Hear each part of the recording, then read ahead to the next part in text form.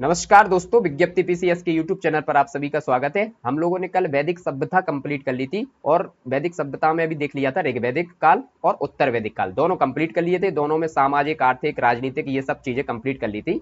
अब बात आती है कि भैया धार्मिक आंदोलन आज से हम लोगों को पढ़ना है।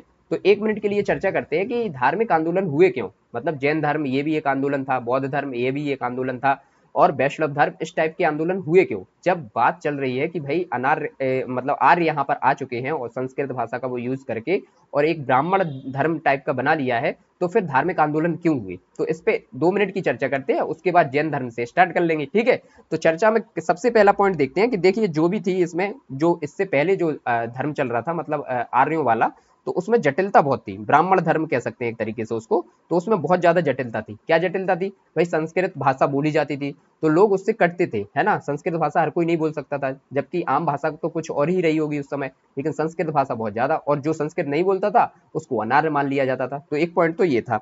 दूसरा पॉइंट क्या था यहाँ पर कि कह सकते हैं कि जाति प्रथा में जटिलता। अब जाति प्रथा में क्या जटिलता थी? देखिए, सबसे पहले कर्म के आधार पर जातियां बांटी जाती थी, ठीक है। लेकिन फिर क्या होने लगी, वंश के आधार पर आ गई। तो यहां से भी दिक्कत हुई, जो वंश के आधार पर निचले वर्ग में चले गए तो वो तो फिर भाई विरोध करेंगे उस चीज का, तो वो भी कहीं ना कहीं बदले की भावना में जीने लगे। ठीक है, फिर तीसरा पॉइंट देख लेते हैं कि वैदिक ग्रंथों की जो टफ भाषा थी, मतलब टफ भाषा कह सकते हैं, संस्कृत थी और वो बोली नहीं जाती थी। चौथा पॉइंट एक और देख लेते हैं हम लोग यहाँ पर कि नवीन कृषि मूलक जो चीजें आई यहाँ पर उभर कर। वो देखिए क्या हुआ कि जो कृषि मतलब अब क्या यहाँ से कृषि का क्षेत्र बढ़ रहा था, ठीक है, क्योंकि लोहा आ चुका था उत्तर वैदिक काल से, हम लोगों ने देख लिया था। तो कृषि अब बढ़ रही थी, कृषि बढ़ रही थी तो कृषि क्षेत्र में बढ़ोतरी हो रही थी, है ना। तो यहाँ पर क्या, मतलब जो बैल रहेंगे जिनसे कृषि की जाती है उनकी भी जरूरत पड़ रही थी, लेकिन बैलों को क्या है, बलि दे दी जाती थी। तो इस बलि का भी विरोध हो रहा था अब यहाँ पर, और बलि का विरोध हो रहा था तो टकराव भी हो रहा था, है ना। तो टकराव को रोकने के चक्कर में अब लोग यहाँ पर अलग धर्म की और अलग धार्मिक आंदोलनों में भाग लेने लगे, ठीक है। फिर और एक आध पॉइंट देख लेते हैं कि जो वैश्य समाज था यहाँ पर अब संपन्न होने लगा, क्योंकि वो व्यापार में बढ़ोतरी हुई लोहा आने के चक्कर में, है ना। गाड़ियां बनाने लगे, पहिए बन गए, तो फिर व्यापार बहुत तेजी से बढ़ा। तो यहाँ पर संपन्न होने लगा वैश्य समाज, और वो कर भी देता था क्षत्रिय और ब्राह्मणों को, है ना, और शूद्र भी देता था, तीनों को। तो वैश्य समाज जब मजबूत हुआ तो वो क्या है, जब जिसको जरूरत होती थी उसको जो है वो धनराशि देने लगा ब्याज के तौर पर, और ब्याज देना उस समय पाप माना जाता था। तो यहाँ से वैश्य समाज भी वहां से कट गया। और यज्ञ, देखिए यज्ञ भी यहाँ पर एक कहीं ना कहीं एक मोटा जो है कारण बना के आया। कैसे? पहले जो यज्ञ होते थे ऋग्वैदिक काल में, वो यज्ञ होते थे तो यज्ञ में क्या होता था कि यज्ञ सामूहिक तरीके से होते थे, है ना, सामूहिक तरीके से एक ही बार में हो जाते थे। लेकिन उत्तर वैदिक, जब उत्तर वैदिक काल आया और राजसूय यज्ञ, वाजपेयी यज्ञ जैसे चीजें देखने को मिली, तो यज्ञ जो है पर्सनली होने लगे, तो उनमें भी खर्चे की बढ़ोतरी बहुत ज्यादा आने लगी। तो ऐसे ही चीजें आई सामने, और इन सब चीजों को लेकर फिर हुए यहाँ पर क्या, धार्मिक आंदोलन स्टार्ट हुए। और धार्मिक आंदोलनों में भी हम सबसे पहले देख लेते हैं जैन धर्म, ठीक है। अब यहाँ से हुई जैन धर्म की, ऐसे हुई जैन धर्म की उत्पत्ति, और बौद्ध धर्म की, और ब्राह्मण जो भी आए वो सारे धर्मों की, ठीक। अब देखते हैं जैन धर्म। जैन धर्म से कैसे पॉइंट हमसे पूछे जाते हैं वो चीजें हम लोग देखेंगे। देखिए ज्यादा, बहुत ज्यादा चीजें ऐसी नहीं देखेंगे जो कि एग्जाम में पूछी ही ना जाए। हमें वो चीज देखनी है फोकस होकर जो एग्जाम में पूछी जाए। और ये क्लास तो बहुत ज्यादा इंपॉर्टेंट होने वाली है। क्यों भाई? क्योंकि यहां से देखिए जैन और बौद्ध से आप 3 साल के पीछे के पेपर अभी उठा के देख लीजिए, 23, 22 और 21 का, तीनों में जैन और बौद्ध से क्वेश्चन मिले हैं। तो एक क्वेश्चन तो आज की क्लास से पक्का होने वाला है। तो आज की क्लास आप लोग स्किप मत कीजिए, देख ही लीजिए, ठीक है। चलिए स्टार्ट करते हैं। देखिए जो जैन धर्म बना है वो संस्कृत के जिन शब्द से लिया गया है, जिनका मतलब क्या होता था, विजेता। तो विजेता कैसे? युद्ध लड़के नहीं, युद्ध से या लड़ाई से विजेता नहीं, वो अपनी मन और वाणी से जो विजेता हो जाए, है ना। क्योंकि देखिए जैन तो बहुत शांति प्रिय धर्म माना जाता है, तो किससे? मन से और वाणी से विजेता हो जाए, तो उसको कहते थे विजेता। और इसी से निकल के आया जिन, और जिन से बना जैन धर्म, ठीक है। ये चीज हमको समझ में आ गई। अब इसमें 24 तीर्थंकर आए। तीर्थंकर क्या होता है? जैसे देखिए हम लोगों का जो हिंदू धर्म है उसमें शंकराचार्य टॉप पर होते हैं, है ना। और मुस्लिम में क्या होते हैं? पैगंबर को टॉप पर माना जाता है। और सिख में किनको माना जाता है? तो गुरुओं को माना जाता है। ऐसे ही जैन धर्म में आए तीर्थंकर, तो इनको तीर्थंकर कहा जा सकता है, तो कहा जा सकता है कि ये जो उनके गुरु ही थे एक तरीके से, ठीक है। अब देखते हैं तीर्थंकर से क्वेश्चन किन किन तीर्थंकरों से पूछा जाता है। तो तीर्थंकर और प्रतीक चिन्ह ये देख लेते हैं। सबसे पहले देखा जाता है, पूछा जाता है क्वेश्चन कि सबसे पहले कौन से तीर्थंकर थे, तो वो थे ऋषभनाथ, और इनका प्रतीक चिन्ह क्या था? शाण। तो शाण याद करना, ऋषभनाथ शाण, ठीक है। फिर थे अजीतनाथ सेकंड, और इनका प्रतीक चिन्ह क्या था? तो हाथी था। तो अजीतनाथ को कैसे जीतोगे आप, कैसे, जब आपके पास हाथी जैसा बल होगा तो आप जीत जाओगे, है ना। तो अजीतनाथ से याद रख लेना हाथी, ठीक। फिर है संभवनाथ, जैसे रेस में आप भाग रहे हो तो रेस में जीतना कब संभव है, तब आपके पास घोड़ा होना चाहिए, है ना। तो संभवनाथ आए थे घोड़ा से। ये तीन हम लोगों ने शुरू के देख लिए। अब तीन देख लेते हैं लास्ट के, इनसे भी क्वेश्चन पूछे जाते हैं। तो देखिए अरिष्ट नेमी थे 22वें, है ना। तो ये थे शंख, और पार्श्वनाथ थे सर्प पर, ठीक, सर्प था इनका प्रतीक चिन्ह। तो देखिए जैसे पार्श्व में क्या आता है, ऐसा वाला रा आ रहा है, और सर्प में भी जो ऊपर वाला री ऋषि वाला रहा है तो ये आ रहा है, ठीक है। तो उड़ंती रा दोनों में है, तो इसी से हम लोग ऐसे ही याद कर लेंगे, ठीक। अब महावीर, महावीर क्या थे, वीर कौन हो सकता है, जो सिंह, सिंह से मतलब सिंह जैसी ताकत रखता हो वो वीर होगा। तो महावीर आए सिंह से, पार्श्वनाथ आए सर्प से, और अरिष्ट नेमी शंख से, ठीक है। और पहले जो ऋषभनाथ थे वो उनका प्रतीक चिन्ह था षांड, और अजीतनाथ का था जीत से हम लोगों ने क्या लिया है, हाथी, और संभव से लिया है हम लोगों ने घोड़ा। तो ये हम लोगों को हो गए याद 6 के 6, ठीक है। इन्हीं से क्वेश्चन अधिकतर पूछे जाते हैं। अब 24 के 24 तो कोई भी याद नहीं कर सकता, और क्वेश्चन बनने की संभावना भी बहुत कम रहती है। क्वेश्चन इन्हीं 6 यहाँ तीर्थंकरों से बनते हैं। चलिए अब देख लेते हैं कि भैया जैन धर्म के पंच महाव्रत क्या हैं, जो कि क्वेश्चन यहाँ से पूछे ही जाते हैं। तो पंच महाव्रत की बात कर लेते हैं कि पंच महाव्रत क्या क्या है, ठीक है। अपरिग्रह, अस्तेय, सत्य, अहिंसा और ब्रह्मचर्य, ठीक है। ये 5 महाव्रत हैं। तो अपरिग्रह का मतलब क्या होता है, धन संग्रह ना करना, ठीक है, ना पर जरूर ध्यान देना, ठीक। और फिर अस्तेय का मतलब होता है चोरी ना करना, ठीक। सत्य का मतलब है सदा सत्य बोलना, और हिंसा, अहिंसा का मतलब है हिंसा या हत्या ना करना, ठीक है। और ब्रह्मचर्य का मतलब यहाँ पर है इंद्रियों को बस में करना, ठीक। अब ये हम लोगों ने पंच महाव्रत रख लिए। तो कैसे याद रखेंगे भैया, ये हम सब लोग इसका उल्टा ही करते हैं, है ना। कैसे करते हैं, देखिए जो घर से पैसा हम लोगों को मिलता है उसमें से हम लोग धन संग्रह करते हैं, ठीक है। फिर चोरी भी करते हैं। चोरी मतलब धन संग्रह करना, एक तरीके से घर वालों को नहीं बता रहे तो एक तरीके की तो वो चोरी हो गई कि 1000-2000 रुपया की चोरी कर ली, 10,000 की चोरी कर ली, है ना। तो चोरी भी हो गई। सदा सत्य तो बोलते ही नहीं है हम लोग, है ना। तो सत्य तो बोलते नहीं है, झूठ तो बोल ही देते हैं, तुरंत के तुरंत झूठ बोल देते हैं। अब देखिए याद कैसे करेंगे इसको, चलिए याद ऐसे ही करते हैं। देख लीजिए आप लोग, जैसे ले लीजिए, मान लीजिए किसी की गर्लफ्रेंड है ना, उसके लिए कैसे झूठ बोलते हैं लोग, धन संग्रह करते हैं, ठीक है, धन संग्रह कर लेते हैं। और फिर चोरी भी करते हैं उसके लिए पैसे, क्योंकि भैया गिफ्ट वगैरह भी तो देने हैं। तो और कैसी चोरी होती है, गिफ्ट कर भाई, कुछ भी लाए और गिफ्ट उसको दे दिया, तो ये चोरी हो गई एक तरीके की, घर वालों से छुपा कर, ठीक। फिर सदा सत्य बोलना, अब मान लीजिए गए थे घूमने और वहां से पापा जी का फोन आ गया कि कहाँ पर हो, तो हैं कहीं और बता रहे हैं कि मैं तो पढ़ रहा हूँ, है ना। तो ये हो गया सदा सत्य भी नहीं बोल रहे हैं, मतलब उल्टा हो रहा है। इससे याद हो जाएगा। अब ये तीनों हो गए, ठीक है, तीनों पॉइंट हो गए। अब बात हो गई कि भाई कहीं अब आपके जो दोस्त है उनको किसी ने छेड़ दिया, तो फिर उनके लिए भैया हिंसा हो गई, हत्या हो गई, या फिर मान लीजिए उनकी शादी हो गई तो फिर आपने हिंसा और हत्या कर दी, है ना। इस चीज पर पहुंच गए। अब उसके बाद क्या होगा, ये चारों घटनाएं हो जाएंगी, तो कहेंगे भाई अब कुछ नहीं करेंगे, अब सिर्फ पढ़ाई करेंगे और ब्रह्मचर्य का पालन करेंगे। तो लास्ट में हो गया इंद्रियों को बस में करके शांति से बैठ गए और अपनी पढ़ाई कर रहे हैं, है ना। अब चारों पांचों के पांचों याद हो गए। अब इनसे क्वेश्चन कैसे बनता है, देखिए क्वेश्चन देख लेते हैं कैसे बनता है भैया। क्वेश्चन बनेगा आपका कि ये जो शुरू के 4 हैं, ये चारों किसने दिए, तो ये याद रखना चारों दिए हैं पार्श्वनाथ ने, ठीक है, जो 23 में तीर्थंकर थे उन्होंने दिए हैं। और जो लास्ट वाला ब्रह्मचर्य का दिया है, ये दिया है महावीर, जो कि लास्ट 24 में तीर्थंकर थे, ठीक है। ये याद रखना, यहाँ से क्वेश्चन बनता है कि ये जो 4 हैं, अपरिग्रह, अस्तेय, सत्य और अहिंसा, ये दिए हैं पार्श्वनाथ ने। और ब्रह्मचर्य किसने दिया है, तो ब्रह्मचर्य दिया है महावीर ने। ये चीज याद रहेगी, ठीक। चलिए अब आगे चीजें देख लेते हैं। पार्श्वनाथ के जो अनुयायी थे उनको बोलते हैं निग्रंथ। और अगर डायरेक्ट पूछ लिया जाए कि निग्रंथ किसे कहते हैं, तो भाई पार्श्वनाथ के अनुयायी में ही तो आएंगे महावीर स्वामी, पहले तो अनुयायी बने होंगे, बाद में तीर्थंकर बने होंगे, ठीक है। तो अगर डायरेक्ट निग्रंथ पूछा जाए तो महावीर स्वामी को निग्रंथ कहा जाता है, ठीक है। ये हो गया। अब सेकंड क्वेश्चन आपका बनेगा कि नारियों को धर्म में प्रवेश किसने दिलवाया था, तो ये दिलवाया था पार्श्वनाथ ने। ये चीज याद रखना इंपॉर्टेंट है, स्टार लगा लीजिए इस पर, ठीक। अब नेक्स्ट क्वेश्चन बनेगा कि पार्श्वनाथ को निर्वाण की प्राप्ति कहां पर हुई थी। पार्श्वनाथ को जो निर्वाण की प्राप्ति हुई वो कहां पर हुई थी, तो संवेद पर्वत पर हुई थी, वो झारखंड में, ठीक है। ये चीज आपको याद रखना है। फिर महावीर स्वामी का तो अभी देख ही लेंगे कि महावीर स्वामी को कहां पे हुई। अब देखिए चीजें आती हैं जो कि बहुत ज्यादा कंफ्यूज करती हैं, तो इनको मैंने एक सिस्टमेटिक वे में लिख लिया है। देखिए सबसे पहले पूछा जाता है कि जैन धर्म ईश्वर को मानता है। भाई ईश्वर को जैन धर्म नहीं मानता है, ठीक है। वो मानता है कि जो शाश्वत है वो सत्य है, ठीक है। तो वो ईश्वर को नहीं मानता है, ये चीज आपको याद रखना है। अब बात आती है कि जैन धर्म पुनर्जन्म और कर्मवाद को मानता है। तो देखिए पुनर्जन्म में ही जैन छुपा हुआ है। देखिए आप लिखिए जन्म, जन्म, तो जन्म, जन्म में जैन छुपा हुआ है कि नहीं, तो पुनर्जन्म लिखना तो आ जाएगा आपका जैन भी वहीं पर छुपा हुआ है। जैन और जन्म में दोनों में ही सेम शब्द ही आते हैं, तो आपको ये याद रहेगा। और कर्मवाद में तो वो रखता ही है भरोसा, है ना, जैन धर्म।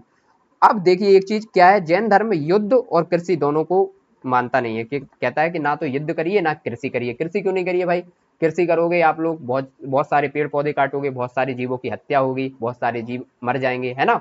तो वो मानते हैं कि ना तो युद्ध कीजिए ना ही कृषि कीजिए, ठीक है। जो भी कंद मून और फल वगैरह हैं यही सब चीजें खा के काम चलाइए, ठीक। अब देखिए प्रारंभ में मूर्ति पूजा को इन्होंने नहीं माना, बिल्कुल भी नहीं माना, मूर्ति पूजा को तो मानते नहीं थे, ये शाश्वत चीजों को मानते थे। लेकिन बाद में महावीर स्वामी की मूर्तियां बनने लगी थी, ठीक, तो ये चीज हो गया। तो प्रारंभ में मूर्ति पूजा को नहीं माना, लेकिन बाद में माना। अगर वैसे पूछा जाए महावीर स्वामी के बाद की चीजें तो बोल देना कि हाँ भाई माना, और उससे पहले की चीजें आए तो बोलना मूर्ति पूजा को नहीं माना, ठीक है। अब भाई त्रिरत्न से कैसा क्वेश्चन बनता है, यहाँ पर त्रिरत्न से क्वेश्चन बनता है सम्यक दर्शन। पहले तो तीनों पता होने चाहिए कौन कौन से हैं, क्योंकि ये सम्यक दर्शन, सम्यक ज्ञान और सम्यक आचरण ऐसे ही वहां पर भी मिलेंगे। बौद्ध में आपको बहुत सारे सम्यक, अष्टांगिक मार्ग उसको बोलते हैं, तो वो चीजें, और इसमें कंफ्यूज मत हो जाए, इसलिए कैसे कैसे ना कैसे करके हम लोग इसको याद कर लेंगे। कैसे, देखिए सम्यक दर्शन, सम्यक ज्ञान और सम्यक आचरण, ये त्रिरत्न है यहाँ पर, ठीक है। तो सम्यक दर्शन का मतलब क्या होता है कि वास्तविक ज्ञान से इसका मतलब है, और सम्यक ज्ञान का मतलब क्या है, सत्य में विश्वास रखना, है ना।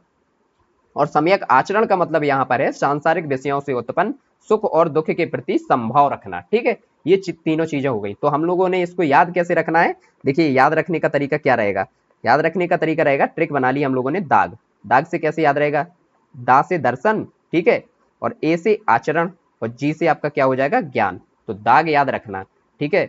जो त्रिरत्न है जैन में वो हम लोगों ने दाग से याद रख लिए, तो दाग से अब तीनों याद रखना, क्योंकि कंफ्यूज हो जाओगे जब अष्टांगिक मार्ग के भी बीच बीच में चीजें आएंगी, ठीक। अब दर्शन, दर्शन से कैसे क्वेश्चन पूछा जाता है, सबसे पहले क्वेश्चन आएगा आपका अनेकांतवाद से। तो अनेकांतवाद को क्या कहा गया है, बहुरूपता का सिद्धांत, ठीक है। फिर स्यादवाद से आता है क्वेश्चन, सापेक्षता का सिद्धांत, ठीक है। इसको कैसे समझेंगे, देखिए इसको समझेंगे, मान लीजिए सापेक्षता के सिद्धांत को कैसे समझना है। जैसे मान लीजिए कोई मतलब अंधा व्यक्ति है और उसको हाथी दिख गया, है ना, हाथी।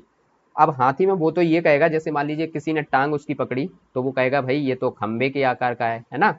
और किसी ने मान लीजिए उसका जो है कान पकड़ लिया तो वो कहेगा ये तो पंखे के समान है ना। और किसी ने उसकी सूंड पकड़ी तो वो कहेगा कि ये तो अजगर के समान है। और किसी ने पूंछ पकड़ी तो वो कहेगा भाई ये तो रस्सी के समान है। तो इस टाइप से जो भी है सापेक्षता का सिद्धांत जो आपको समझ में आएगा उसको कहते हैं स्यादवाद का सिद्धांत, ठीक। और यहीं पर है एक और नवावध का सिद्धांत, तो आंशिक दृष्टिकोण के सिद्धांत को कहते हैं नवावध का सिद्धांत। अब देखिए एक शब्द आपको मिलेगा यहाँ पर बार बार, कैवल्य की प्राप्ति। कैवल्य, कैवल्य, कैवल्य, कैवल्य क्या होता है भाई, केवल होता है कि जब एक जीव से कर्म का अवशेष बिल्कुल समाप्त हो जाए, है ना, और वह मोक्ष की प्राप्ति कर लेता है, इसी को कहते हैं केवल। अब एक जीव से भाई कर्म के अवशेष कैसे समाप्त हो जाए, कि उसको अच्छा बुरा भला क्या चाहिए, मतलब इन सब चीजों से मतलब एकदम शांति मिल जाए, तो उसे कहते हैं कैवल्य की प्राप्ति, ठीक। अब आता है एक शब्द और आपको मिलेगा, संलेखना। शायद ये पूछ भी सकता है कि संलेखना विधि क्या होती है, जैन धर्म में ही होती है ये।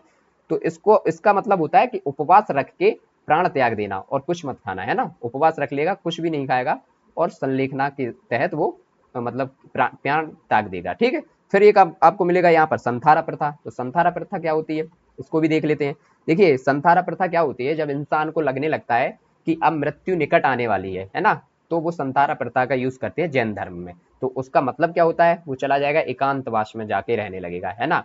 और ना अन्न और ना ही जल ग्रहण करेगा, ठीक है, और किसी से बात भी नहीं करेगा, मौन व्रत का भी धारण कर लेगा, और इसके तहत फिर वो देह को त्याग देगा। इसी को कहते हैं हम लोग संथारा प्रथा। इसमें हम लोगों ने क्या लिखा है, देखिए एकांतवास को ग्रहण कर लेगा, अन्न जल ग्रहण कर नहीं करेगा, मौन व्रत धारण कर लेगा, और इसके थ्रू फिर एक ना एक दिन वो देह को त्याग देगा, और इसी को क्या कहते हैं फिर संथारा प्रथा, ठीक है। अब ये याद रहेगी, संलेखना और संथारा दोनों अलग अलग चीजें, इसको याद रखना, ठीक। अब साहित्य से कैसे क्वेश्चन पूछे जाते हैं जैन धर्म से, ये बात आती है। तो सबसे पहला क्वेश्चन तो बनता है आपका कि भैया यहाँ पर भाषा कौन सी बोली जाती है, तो भाषा बोली जाती है प्राकृत। और बौद्ध धर्म जब आएगा तो वहां पर पाली पाई जाएगी, तो यहीं पर देख लीजिए बौद्ध की धर्म भाषा जो आएगी वो पाली आएगी, और जो जैन की है वो प्राकृत है, इसी को अर्धमागधी भी बोलते हैं, ठीक है। अब कुछ साहित्य इसके संस्कृत में भी मिलेंगे, अभी आगे बात करेंगे कि संस्कृत में कौन सा साहित्य मिला है, क्योंकि उससे भी क्वेश्चन पूछा गया है। चलिए तो पूछते हैं कि आचारांग सूत्र जो है ये क्या है। तो आचारांग सूत्र क्या है, ये जैन भिक्षुओं के नियम और विधि का विवरण को बताता है। तो ये है आचारांग सूत्र। क्या? जैन भिक्षुओं के नियम और विधि का विवरण पता चलता है आचारांग सूत्र से। तो ये क्वेश्चन में पूछा गया, तो इसको याद रखना, ठीक है। भगवती सूत्र से क्वेश्चन बहुत पूछा जाता है। भगवती सूत्र में क्या दिया गया है, तो ये महावीर स्वामी जो कि 24वें गुरु और आखिरी गुरु थे, तीर्थंकर इनको कहा जाता है। तो इन्हीं के जीवन का वर्णन पूरा मिलता है आपको भगवती सूत्र से। तो भगवती सूत्र याद रखना। फिर एक और पूछा जाता है कल्प सूत्र। यही 3 सूत्र से क्वेश्चन पूछे जाते हैं बार बार। तो कल्प सूत्र में क्या है, जो भद्रबाहु थे उन्होंने इसको संस्कृत में लिखा था, और तीर्थंकर जो होते थे, तीर्थंकरों के जो जीवन चरित्र होते थे, जीवन का चरित्र जो होता था कि क्या इनका रहना है, क्या रहन सहन है, ये और क्या खाते पीते हैं, इन सब चीजों की बात की गई है कल्प सूत्र में, ठीक है। तो अब आप लोग को तीनों याद हो गए और तीनों से क्वेश्चन बने हुए हैं, इसलिए मैंने यहाँ पर तीनों को रख दिया है। अब आती है भैया जैन संगीति। यहाँ से क्वेश्चन बनता ही बनता है, जैन संगीति को याद रख लीजिए। देखिए सबसे पहली हुई थी 322 ईसा पूर्व में, ये चीज याद रखना। और सेकंड हुई थी 526 ईस्वी में, मतलब बहुत बाद में हुई है ना। और ये हो गई थी 322 ईसा पूर्व में पहली वाली। अब स्थान की बात करते हैं तो पहली वाली हुई थी पाटलिपुत्र में। पाटलिपुत्र कहाँ पर, मतलब बिहार में, है ना। और अध्यक्ष इसके कौन थे, स्थूलभद्र। तो देखिए स्थूलभद्र जो थे ना, यही श्वेतांबर को बाद में जो है सपोर्ट करेंगे, श्वेतांबर ग्रुप के लीडर बनेंगे यही। तो स्थूल हमेशा कहाँ पर रहे, मतलब मगध में, ये वहीं पर बैठे रहे पाटलिपुत्र में ही, बिहार से बाहर नहीं गए। तो स्थूल स्थल पर ही बैठे रहे, इसको याद रखना। तो पहले कौन थे, स्थूलभद्र। और इसी समय पर क्या हुआ था, श्वेतांबर और दिगंबर दो ग्रुप में बट गया था, कौन, जैन धर्म। तो श्वेतांबर और दिगंबर की क्या घटना हुई थी, देखिए क्या हुआ। श्वेतांबर और दिगंबर की बात करते हैं तो सबसे पहले तो दो चीजें थी, कि दो चीजें क्या थी, कि देखिए सबसे पहले जो 23वें गुरु थे हमारे पार्श्वनाथ, है ना, 23वें गुरु पार्श्वनाथ। तो इन्होंने कहा था कि भाई जो जैन धर्म के जो लोग हैं वो चाहें तो अपने निचले और कुछ ऊपरी अंगों को ढक सकते हैं। तो पार्श्वनाथ ने कह दिया था। लेकिन फिर 24 में जो तीर्थंकर फिर से बने महावीर स्वामी, तो महावीर स्वामी ने कहा कि नहीं भाई, यहाँ पर बिल्कुल भी वस्त्र धारण नहीं करना है।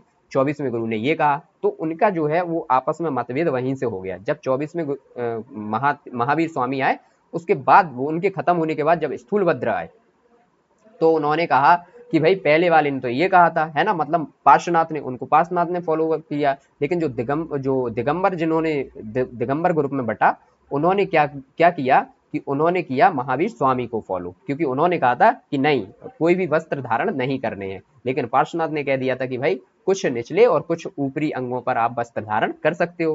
तो यहाँ से मतभेद आए थे। फिर क्या होता है कि मगध में भैया बहुत ज्यादा अकाल की वो चीज आ जाती है, अकाल पड़ जाता है। तो क्या होता है कि इस समय पर रहते हैं भद्रबाहु। तो भद्रबाहु अपने कुछ अनुयायियों के साथ कहां पर चले जाते हैं, साउथ में श्रवणबेलगोला, कर्नाटक में जगह है एक श्रवणबेलगोला, वहां पर चले जाते हैं बचने के लिए, कि भैया यहाँ पर तो बहुत ही कम चीजें हैं और हम लोग चले जाते हैं साउथ में। तो कुछ अनुयायियों के साथ चले जाते हैं वो साउथ में, और स्थूलभद्र बने रहते हैं मगध में ही, ठीक है। तो जब यहाँ पर अकाल समाप्त होता है मगध में, तो वो वापस आते हैं साउथ से। तो जब वापस आते हैं तो इन दोनों में द्वंद्व हो जाता है। और तो फिर ये कर लेते हैं श्वेतांबर धारण, जो स्थूलभद्र के अनुयायी थे, और जो भद्रबाहु के अनुयायी थे वो कर लेते हैं दिगंबर, ठीक है। अब इतना चीज आपको याद आ गई है। अभी श्वेतांबर और दिगंबर में हम लोग अंतर कर लेंगे कि क्या अंतर थे। अब देखते हैं सेकंड वाली जो जैन संगीति हुई उसका क्या था। तो ये कब हुई थी, 526 ईस्वी में, और ये हुई थी बल्लभी गुजरात में, ठीक है। तो ये थी गुजरात में, और इसके जो अध्यक्ष थे वो थे क्षमा श्रवण। क्वेश्चन यहीं से पूछता है, या तो पूछता है स्थान, या पूछता है कि कौन इसके अध्यक्ष थे, और या पूछता है कि भाई श्वेतांबर और दिगंबर की घटना कौन सी संगीति में हुई थी। तो ये चीज आप लोगों को याद रखना, ये हुई थी फर्स्ट में। और सेकंड वाली में क्या हुआ, यहाँ पर 11 अंगों को लिपिबद्ध किया गया। तो ये भी क्वेश्चन में पूछ लेता है कभी कभी कि 11 अंगों को लिपिबद्ध कौन सी संगीति के तहत किया गया, तो वो किया गया सेकंड संगीति के तहत, ठीक है, इतना याद रहेगा। अब और देख लेते हैं, और एक दो चीजें पूछी जाती हैं, जैसे रत्न मालिका, ये क्या थी, जो राष्ट्रकूट शासक थे अमोघ वर्ष, इन्होंने इसकी जो है रचना की थी। तो ये पूछ लिया जाता है कि रत्न मालिका की रचना किसने की थी, तो ये की थी अमोघ वर्ष ने, ये याद रखना, ठीक। अब एक एक चीज होती है, ये समझ लेते हैं कि भैया यहाँ पर जो श्रवण बेलगोला है, जैसे देखिए हिंदू धर्म जो है, हिंदू धर्म में क्या होता है, एक महाकुंभ 12 वर्ष में लगता है। कहाँ पर लगता है, वो प्रयागराज में लगता है, मतलब जो पहले का इलाहाबाद था आज का प्रयागराज, वहां पर महाकुंभ लगता है 12 वर्ष में। तो ऐसे ही इन लोगों ने जहां पर जो भद्रबाहु गए थे अकाल के समय श्रवणबेलगोला कर्नाटक में, तो वहां पर भी 12 वर्ष में जैन धर्म के लिए क्या क्या होता है, महामस्त अभिषेक जो होता है, महामस्तिका अभिषेक किया जाता है 12 साल में। ये चीज याद रखना, अगर जगह पूछ ले बाई चांस कि कहां पर होता है, श्रवणबेलगोला कर्नाटक में, ठीक है, ये याद रहेगा। अब थोड़ा सा हम लोग पॉइंट देख लेते हैं श्वेतांबर और दिगंबर पर, कि श्वेतांबर और दिगंबर में क्या द्वंद हो गया था, तो उससे ये अलग हो गए। तो देखिए ये लोग कहते हैं कि मोक्ष प्राप्ति के लिए वस्त्र का त्याग नहीं करना है, ये कोई जरूरी नहीं है, श्वेतांबर लोग बोलते हैं, ठीक है। लेकिन दिगंबर बोलते हैं कि भैया वस्त्र का त्याग करना बिल्कुल जरूरी है, ठीक। यहाँ पर एक पहला मत हो गया, यहाँ पर पहला अंतर हो गया। दूसरा क्या है, इन्होंने कहा कि स्त्रियां निर्माण की अधिकारी हैं, है ना। श्वेतांबर लोग ही कहेंगे कि ये भैया स्त्रियां जो है वो निर्माण की अधिकारी हैं। लेकिन दिगंबर लोगों ने क्या किया कि स्त्रियों का निर्माण संभव ही नहीं है ना, संभव ही नहीं है, बिल्कुल कोई संभावना नहीं है कि स्त्रियों को निर्माण की प्राप्ति होगी। चलिए भैया दूसरा मत हो गया। तीसरा क्या हो गया कि ये कहते हैं कि कैवल्य की प्राप्ति के बाद भी भोजन की आवश्यकता पड़ती है। लेकिन ये कहते हैं कि भोजन क्यों करना है, कंद मूल फल ये सब खाइए, है ना। अब चौथा यहाँ पर पॉइंट आता है कि भैया ये थोड़े आधुनिकता को बढ़ावा देते हैं, मतलब आधुनिकता को सपोर्ट करते हैं, और ये नहीं करते हैं, ये बिल्कुल जो है स्थिर कट्टर और कठोरता को दर्शाते हैं। तो दिगंबर और श्वेतांबर में अब आपको अंतर समझ में आ गया होगा, कोई भी चीज कहीं से भी पूछी जाएगी तो आप मोटा मोटा बता लोगे, है ना। अब देखिए महावीर स्वामी का जन्म कहाँ हुआ, पिता का क्या नाम था, माता का क्या नाम था, ये मैंने खुद ऐसे लगा दिया, तो आप लोग खुद ही अपने स्तर पर पढ़ लेना, इससे बहुत ज्यादा फैक्ट आपको याद करने की ज्यादा जरूरत नहीं है। ये हो गया जैन धर्म। अब बात करते हैं कि भाई जब इतना अच्छा चल रहा था जैन धर्म में, तो ये फिर फेल क्यों हो गया, मतलब इतना ज्यादा बढ़ क्यों नहीं पाया इंडिया में, है ना। तो इसके कुछ कारण थे। कारण क्या था कि सबसे पहला था इनकी कठोरता। भाई एक तो कितना ये कितनी संलेखना और इस टाइप की चीजें होती थी, है ना। तो ये इससे हो गया, और लोगों को ये कनेक्ट नहीं कर पाए, क्योंकि इन्होंने क्या किया, प्राकृत भाषा को यूज किया। उस समय जनता प्राकृत भाषा को करती थी, लेकिन फिर ये भी संस्कृत की ओर चले गए, है ना, धीरे धीरे संस्कृत की ओर बढ़ने लगे। और फिर सबसे मेन रीजन था श्वेतांबर और दिगंबर ग्रुप में इनका बट जाना, इससे इनमें एकता नहीं रह पाई, एक दूसरे के ही ये मतलब प्रतिद्वंदी बन गए एक टाइप से। तो ये जो है फेल कर गया, और इसी समय क्या है, फिर से ब्राह्मण धर्म मजबूती के टाइम पर आ गया, है ना। ये चीजें हमने मोटी मोटी अनुमान समझ लिया। अब देख लेते हैं कि भाई बौद्ध धर्म क्या है, बौद्ध धर्म से कैसे क्वेश्चन पूछे जाते हैं, ये चीज हम लोग देखते हैं। तो बौद्ध का अर्थ जो होता है, बुद्ध का अर्थ ही होता है भैया प्रकाशमान और जागृत, ठीक है, प्रकाशमान रहना और जागृत होना बुद्ध का अर्थ होता है। अब बुद्ध की बात करते हैं कि भाई बुद्ध ने कैसे बौद्ध धर्म की स्थापना की, क्यों उनका बुद्ध बनने का जो है काम स्टार्ट हुआ। देखिए सबसे पहले बात करते हैं कि बुद्ध जी जा रहे थे, तो उनको 4 व्यक्ति दिखाई दिए। कैसे व्यक्ति दिखाई दिए, वो परेशान तो थे ही, जीवन से बहुत ज्यादा परेशान थे। तो उन्होंने देखा कि एक पहले वृद्ध व्यक्ति दिखा उनको, है ना, वृद्ध व्यक्ति दिखा। फिर दूसरा देखा उन्होंने बीमार व्यक्ति देखा उन्होंने, तो वो भी बड़ा कष्टदायी था। फिर तीसरा देखा और आगे गए तो देखा कि मृत व्यक्ति भी जा रहा है, मतलब लोग कंधे पर लेके जा रहे हैं उसको। तो उन्होंने कहा कि मृत भी मतलब होना जरूरी है, जीवन में अगर जन्म लिया है तो मृत भी होगा, तो मृत व्यक्ति मिला। फिर उनको मिला सन्यासी, और सन्यासी सबसे प्रसन्न मुद्रा में मिला है, ठीक है। तो उन्होंने कहा कि भाई ये खुशा इंसान है, बाकी ये तीनों दुखी हैं, जबकि पूरे जीवन भर कमाते रहे, खाते रहे, ये करते रहे, है ना, और हाय हाय करते रहे। लेकिन सन्यासी बढ़िया है भाई, सन्यासी सिर्फ अपना प्रसन्न है, ठीक है। तो इन्होंने वहीं से ठाना कि भाई अब नहीं जो है जीवन नहीं जीना है, सन्यासी बन के रहना है, ठीक। तो चलिए अब इनके क्वेश्चन कहाँ से आते हैं कि भाई जन्म कैसे हुआ, गृह त्याग हुआ, प्रतीक चिन्ह से क्वेश्चन आता है। तो प्रतीक चिन्ह देख लेते हैं। जन्म के लिए क्या क्या क्या आता है, जन्म के लिए आता है कमल। कमल पर जन्म के लिए इन्होंने प्रतीक चिन्ह रखा है, जन्म का प्रतीक चिन्ह कमल। गृह त्याग करना है, अब भाई गृह त्याग करोगे तो कुछ तो चाहिए, तो घोड़े से इन्होंने कहा है कि घोड़ा रहेगा, तो गृह त्याग का प्रतीक चिन्ह हो गया। फिर ज्ञान, ज्ञान की प्राप्ति इनको पीपल के नीचे हुई थी, है ना, बोधि वृक्ष भी उसी को कहते हैं। तो इनने ज्ञान का प्रतीक रखा है पीपल को। और निर्माण का प्रतीक किसको रखा है, पद चिन्हों को। निर्माण का अगर हो गया तो फिर भाई पद चिन्ह को इन्होंने रखा है, और मृत्यु को रखा है स्तूप, इन्होंने इसका प्रतीक चिन्ह रखा है। इतनी चीजें आपकी समझ में आ गई होंगी। अब देख लेते हैं कि भाई क्वेश्चन यहाँ से कैसे आते हैं। सबसे पहला क्वेश्चन आता है महाविनिष्क्रमण, महापरिनिर्माण और धर्म चक्र परिवर्तन, इन तीनों से क्वेश्चन बनने की संभावना होती है। तो समझते हैं महाविनिष्क्रमण क्या है। गृह त्याग की घटना को बौद्ध ने महाविनिष्क्रमण कहा है, ठीक है। और महापरिनिर्माण क्या है, तो शरीर जो त्याग देते हैं, शरीर को त्यागना, मतलब जो कुशीनारा में इनकी मृत्यु हुई थी उसको ही कहा गया है महापरिनिर्माण। मतलब अब भाई निर्माण की प्राप्ति हो गई। निर्माण होता है छोटा, उससे भी बड़ा होता है महापरिनिर्माण, उसकी प्राप्ति हो गई, मतलब शरीर को त्याग दिया है, ठीक है। अब है धर्म चक्र प्रवर्तन। धर्म चक्र प्रवर्तन को क्या कहा है उन्होंने, प्रथम उपदेश जो था बौद्ध का उसी को कहा गया है धर्म चक्र प्रवर्तन, और ये दिया था इन्होंने सारनाथ में। ठीक है, इतनी चीजें याद रहेंगी, तीनों को याद रखना, तीनों से क्वेश्चन बनने की संभावना रहती है। ठीक, अब नेक्स्ट है बुद्ध ने सर्वाधिक उपदेश कहाँ दिए, ये क्वेश्चन पूछा गया है। तो ये क्वेश्चन आपको याद ही रखना है भैया, श्रावस्ती में दिए, कौशल की जो राजधानी है ना उसमें दिए, श्रावस्ती में सर्वाधिक उपदेश। और फिर एक क्वेश्चन और पूछा जाता है अंतिम उपदेश कहाँ दिया, तो जहां पे उनकी मृत्यु हुई कहां पर, कुशीनगर में, और किसको दिया, सुबुद्ध को दिया। ठीक है, अब एक और आता है कि प्रचार केंद्र बौद्ध ने किसको बनाया था, तो मगध को बनाया था प्रचार केंद्र। ये क्वेश्चन भी पूछा गया, ये तीनों क्वेश्चन पूछे गए, तो मैंने यहाँ पर तीनों की जो है बात कर ली। अब शिक्षाएं से बात करते हैं, बौद्ध धर्म की क्या शिक्षाएं रही। तो सबसे पहले भाषा, भाषा देखिए जैन धर्म में क्या थी, प्राकृत, लेकिन बौद्ध धर्म में क्या है यहाँ पर, पाली। इस समय पर पाली ही मगध में पाली जो है बोली जाने लगी थी, तो पाली को इन्होंने रखा। अब एक वर्ड मिलेगा आपको प्रतित्व समुत्पाद, है ना, इसका क्या मतलब होता है कि एक वस्तु के विनाश के बाद दूसरी व्यक्ति की उत्पत्ति होगी ही होगी, मतलब एक चीज खत्म होगी तो दूसरी आपको उसका जन्म हो ही जाएगा, है ना। प्रत्येक घटना के पीछे कारण होता है, इन्होंने कहा, इसी को कहा है प्रतित्व समुत्पाद। ठीक है, ये याद रहेगा। अब निर्माण, निर्माण क्या होता है, दीपक का बुझ जाना इन्होंने निर्माण कहा है, मतलब जीवन और मरण के चक्र से मुक्त हो जाओ। मतलब सोच लो कि भाई जीना है जीना है, मरना है मरना है, मतलब उससे मुक्त हो गए आप कि मर जाएंगे एक दिन, मर जाएंगे, क्या दिक्कत है ना।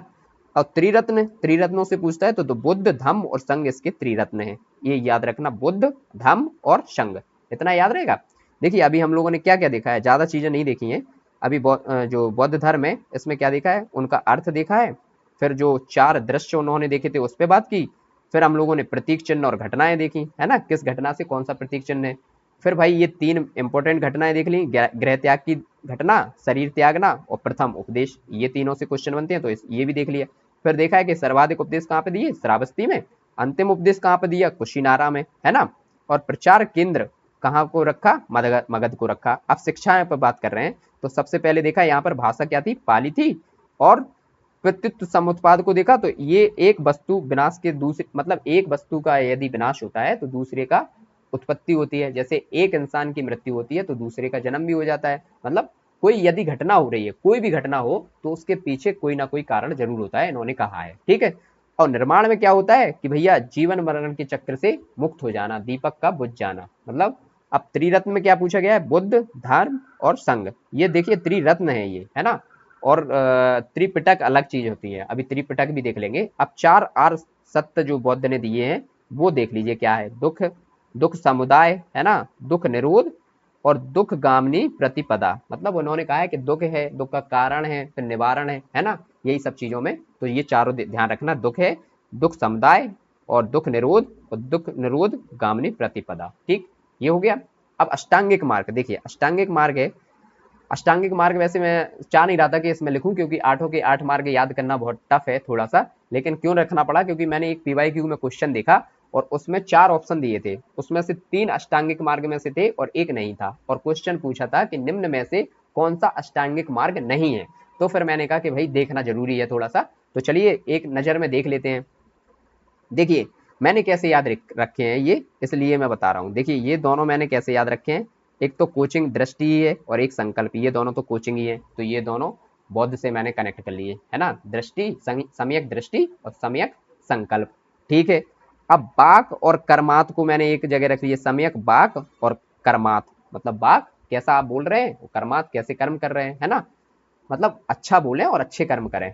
अब फिर इन दोनों को रखा है आजीव और व्यायाम को, आजीव और व्यायाम, और फिर लास्ट में रखा है स्मृति और समाधि को। ठीक है, अब आपको याद हो जाएंगे। सबसे पहले कौन को, सबसे पहले दोनों कोचिंगों को रख लिया, दृष्टि और संकल्प, है ना, ये दोनों कोचिंग थी तो इनसे याद कर लिया मैंने।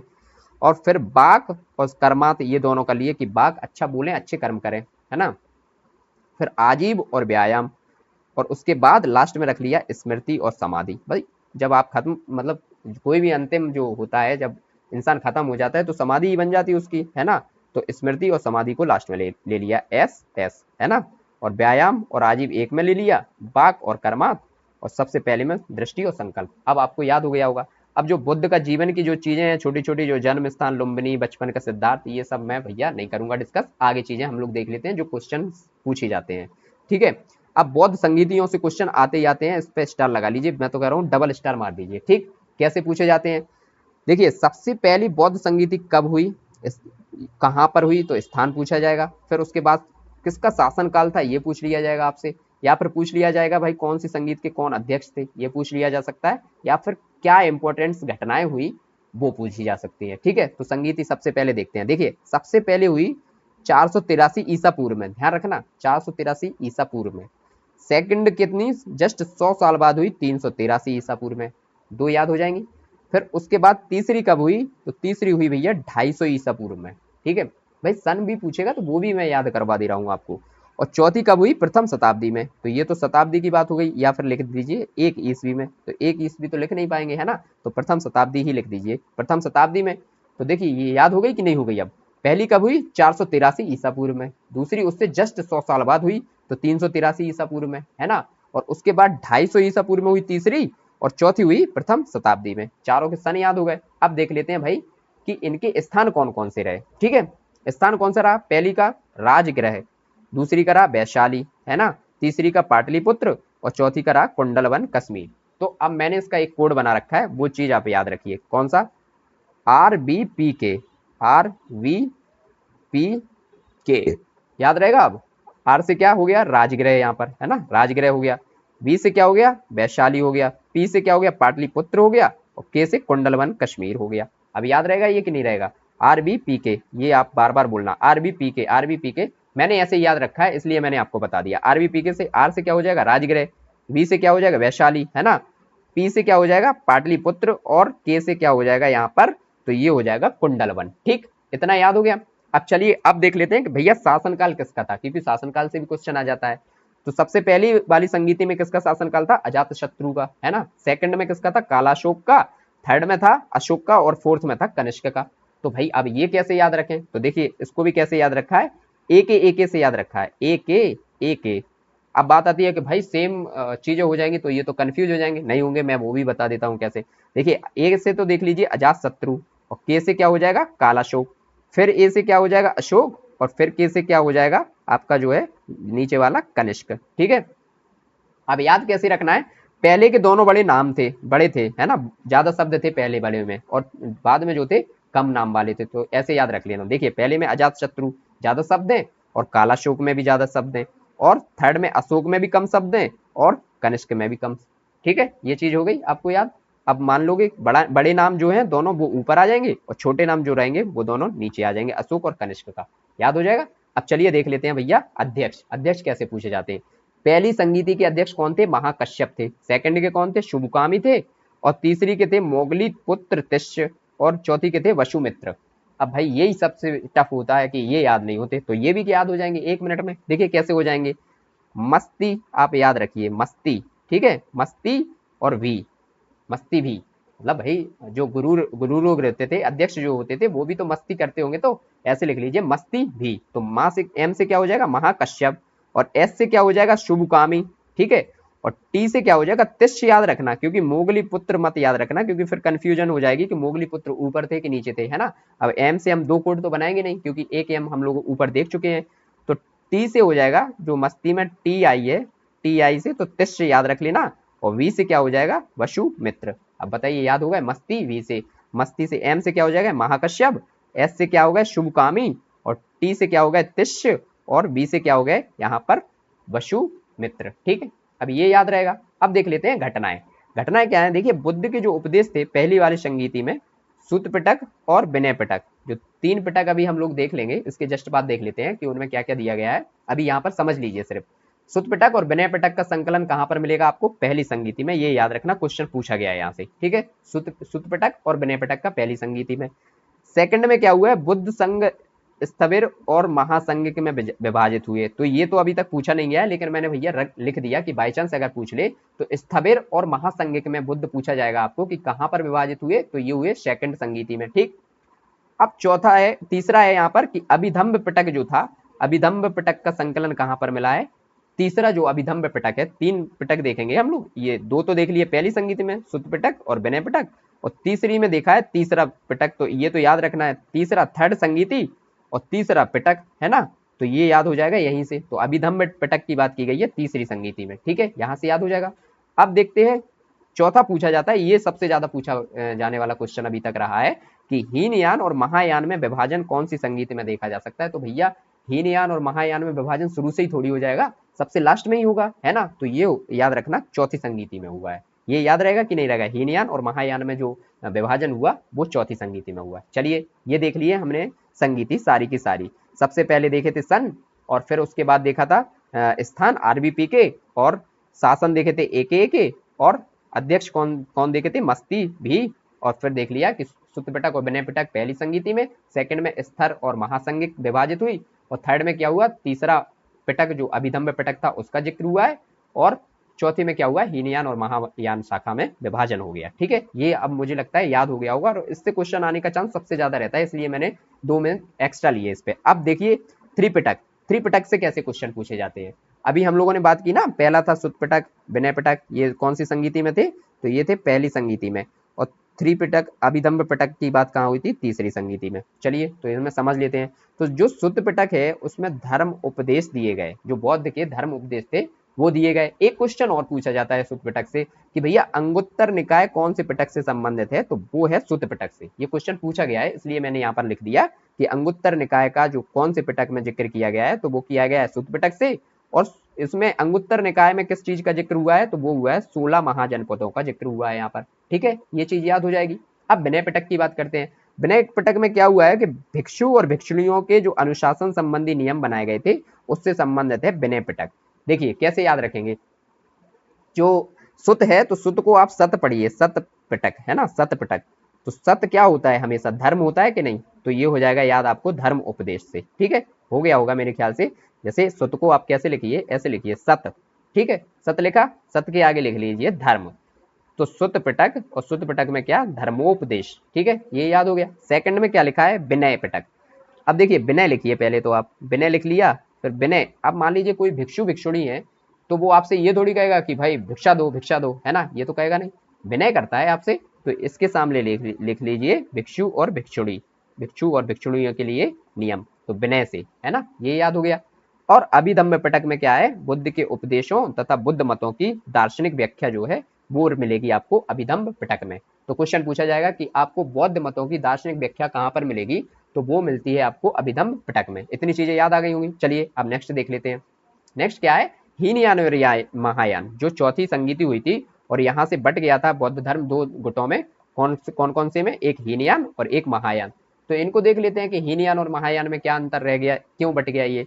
देखिए हीनयान जो था वो बुद्ध महापुरुष के रूप में बुद्ध को महापुरुष के रूप में मानता था हीनयान। ठीक है, लेकिन जो महायान, महायान को रखिए आप महान से रिलेट कर लीजिए, महान से रिलेट करोगे तो याद हो जाएंगी चीजें कि अपने आप को ये महान बनाते गए, है ना। कैसे, देखिए ये तो मान रहे हैं हीनयान वाले बुद्ध को महापुरुष, है ना, लेकिन ये क्या मानने लगे यहाँ पर, महायान वाले देवता। ठीक है, अब जो हीनयान में है बुद्ध को प्रतीकों के रूप में दर्शाया गया, लेकिन भैया महायान में क्या है, बुद्ध को भगवान के रूप में माना गया और पूजा करना स्टार्ट हो गया यहाँ से, है ना, ये चीज हो गई। फिर इन्होंने क्या क्या कहा, क्या है हीनयानों ने कि स्वयं के प्रयत्नों पर बल दीजिए आप लोग, है ना, लेकिन इन्होंने गुणों के स्थानांतरण पर बल दे दिया यहाँ पर। ठीक है, तो ये हो गया। फिर आदर्श वाक्य हीनयानों का था अरहत पद की प्राप्ति, और आदर्श वाक्य इन लोगों ने रख लिया कि बोधिसत्व, बोधिसत्व की प्राप्ति हो गई, है ना। तो ये चारों इनमें अंतर देख लिए, इससे आपको मोटा मोटा हीनयान और महायान समझ में आ गया होगा। अब चलिए दर्शन पर देख लेते हैं, जहां से क्वेश्चन बनते हैं। दर्शन पर क्या क्वेश्चन बनता है, यहाँ पर अनिश्वरवाद पर पूछ लेता है, अनिश्वरवाद। तो ईश्वर सत्ता में विश्वास नहीं, मतलब इन्होंने ईश्वर को नहीं माना, ये चीज याद रखना आप लोग। ठीक, शून्यतावाद का सिद्धांत में क्या है, समस्त वस्तुएं और पदार्थ सत्ताहीन है ना, कुछ भी सत्य, मतलब इन्होंने कहा है ये सब सत्ताहीन है, कुछ भी रहेगा नहीं, सब खत्म हो जाएगा एक समय बाद, है ना, तो इन्होंने इसको माना है। अनात्मवाद में क्या गया है, आत्मचेतना पर सर्वाधिक बल दिया है, आत्मचेतना पर बल अनात्मवाद में। तो आ से अनात्म और आ से आत्मचेतना, इतने में तो याद आ ही जाना चाहिए, है ना। क्षणिकवाद में क्या कहा है कि कोई भी चीज स्थिर नहीं रहेगी, कोई भी चीज स्थिर नहीं है, सब अस्थिर है, सब खत्म हो जाता है।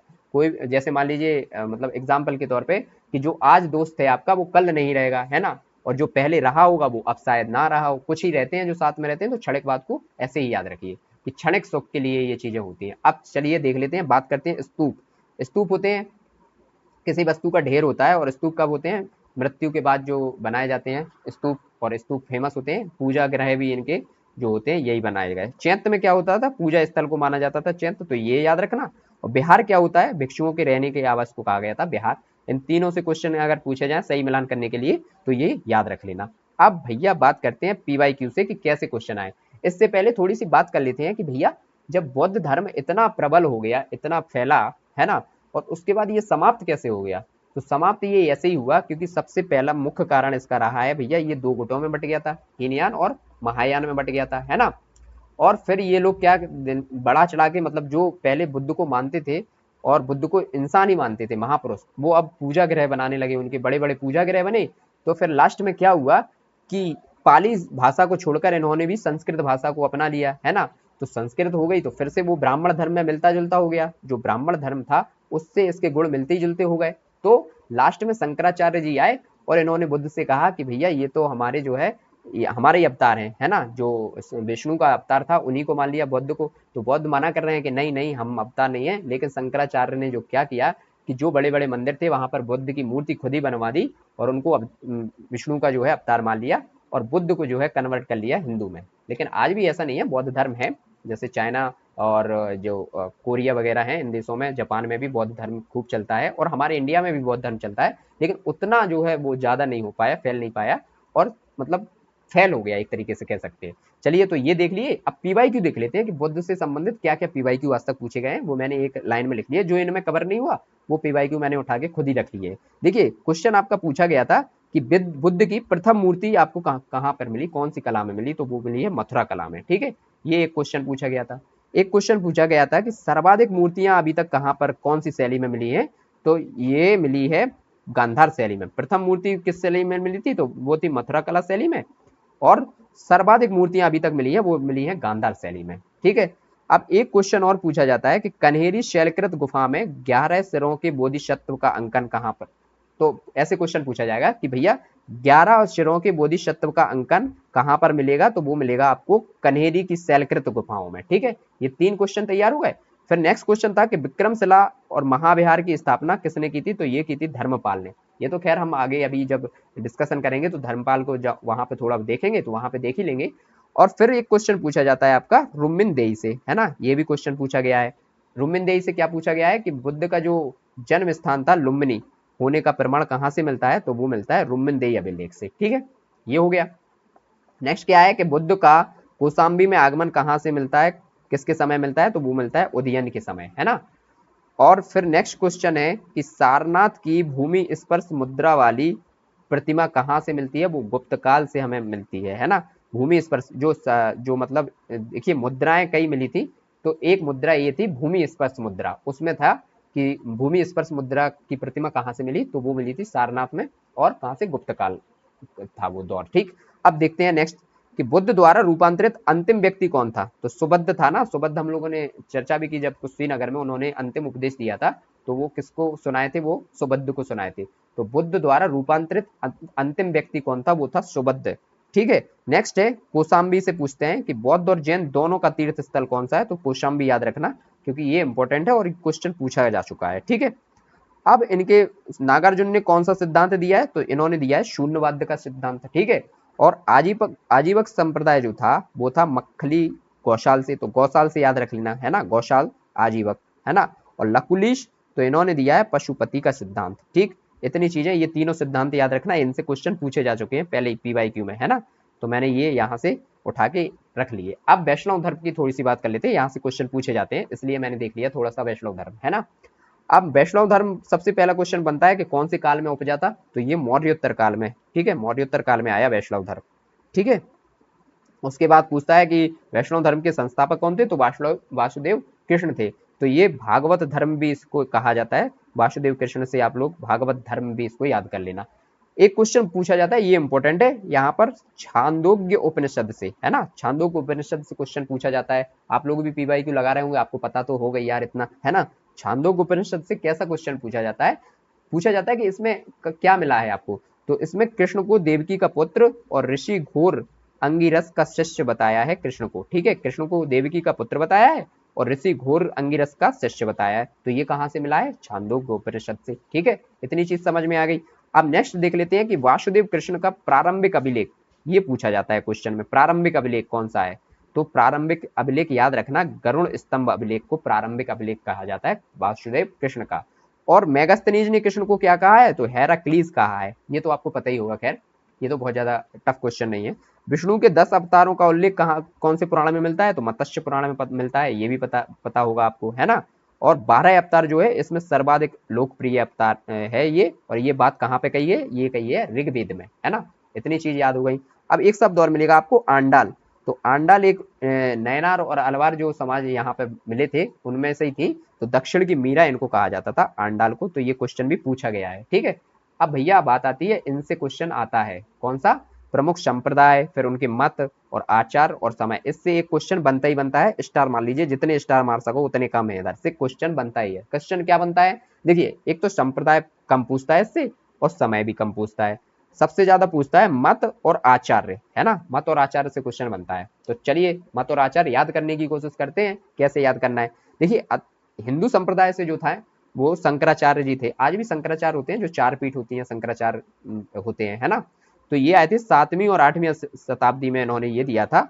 और इनका सिद्धांत मत क्या है, अद्वैतवाद का, है ना। तो अद्वैतवाद सबको पता है कि ये शंकराचार्य का है।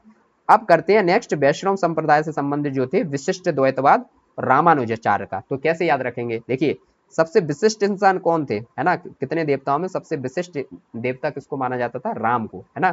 तो मैंने ऐसे याद रखा है, राम से विशिष्ट याद रखना, तो हो जाएगा विशिष्ट द्वैतवाद राम अनुजाचार्य, ठीक है।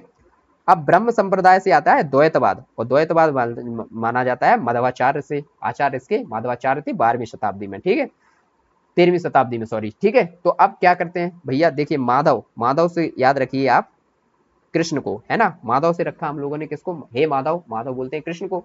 तो कृष्ण हमेशा द्वंद्व में फंसे होते हैं कि नहीं फंसे होते हैं, तो द्वैत, द्वैत रखना सिर्फ माधव के लिए याद।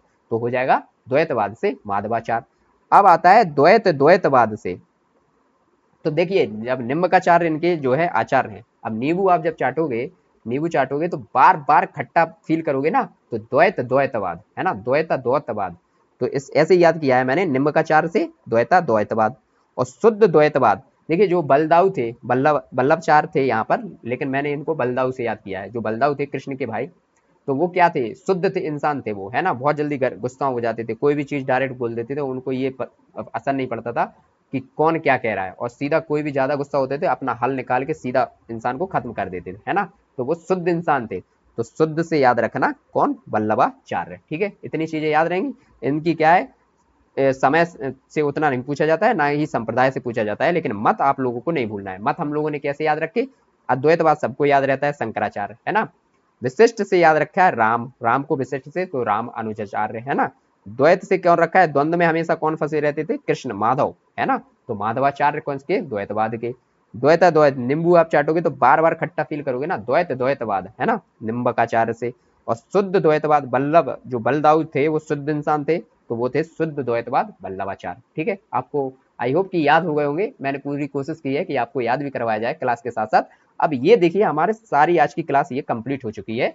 धार्मिक चीजों से मतलब जैन, बौद्ध से और वैष्णव धर्म से जो भी क्वेश्चन आएंगे वो यहीं से आएंगे, और इसके ऊपर से या बाहर से जो भी क्वेश्चन आएगा वो आप नहीं कर पाओगे तो कोई और भी नहीं कर पाएगा उसको, है ना।